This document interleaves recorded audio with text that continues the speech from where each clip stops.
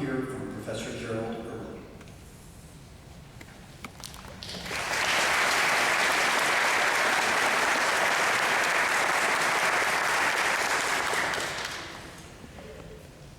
For the nearly 30 years I knew Jim McLeod, I was constantly impressed that he knew German. In part, my admiration stemmed from the fact that despite having studied several languages for many years, I did not know any as well as Jim knew German. Moreover, as an English professor, I always felt a bit deficient not knowing German, as I think that language is crucial for a proper appreciation of both British and American literatures. So Jim's knowledge of German made me feel a little guilty and more than a little inadequate. Finally, I thought that Jim's knowledge of German was something of a feat. He was, when I got to know him well, the director of the African and African American Studies program in German, because Germany was not a major colonial power, was never a major language for those in that area of study. German was not a language that typically most people would expect a black person to know or to want to know. There was something about his knowing it that made him singular to me. Knowledge is, after all, not just the transmission of a gift, but the expression of a desire. And his desire for German made him an individual to me in such a way that it sharpened my abilities to see the individuality of myself and of that of other people whose individuality I had not thought about before. It was the richness of a different angle of perception. Jim's knowledge of German made him, in ways that perhaps he was not fully conscious of, more teacherly, more of a pedagogue. I can recall several times he would illustrate a point he was making to me by using a German expression or a German word. The first time Jim did this in my presence, it felt odd. Normally, a gesture like this would seem pedantic, but Jim was one of the least pedantic people I've ever known. He never wore his knowledge like a cape or brandished it like a cane. So it was Jim's way of being a sage of sorts.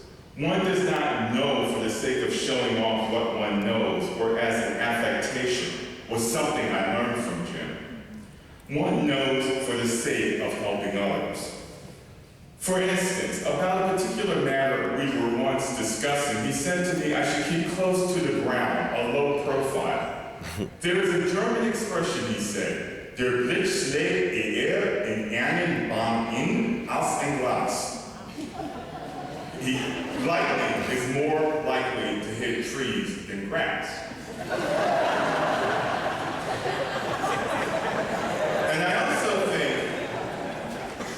which was wise advice at the time, and I also think that Jim did this, spoke to me in this way, because he loved German so, and he wanted to share his love with others.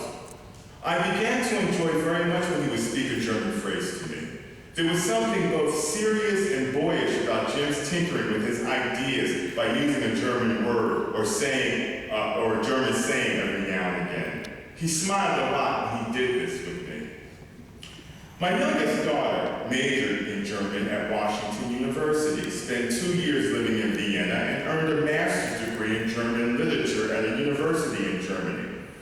I'm not sure why she started studying German in high school, but she was impressed when she found out that Jim McLeod knew German.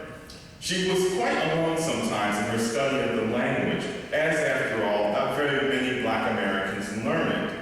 When she found out about Jim during her years at Washington University, it made her feel less lonely about learning the language, less like she was doing something strange as a black person. It was perhaps sometime around her first or second year at Washington University that I mentioned to her that Jim had been a PhD student in German. She gushed, "Wow, really? That's cool. Dean McLeod is really something. You know, German is a real tough language. Maybe I can get as far as he did." Jim was a bit of an inspiration to her. The study of German became something special for her, making her an individual and giving her a bond to another as well, Jim McLeod.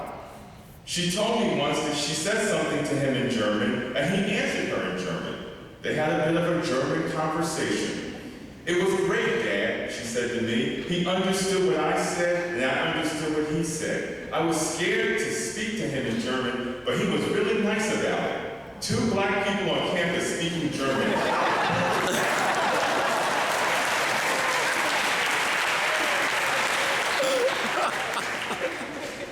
"Very cool indeed," I said. "Very cool indeed."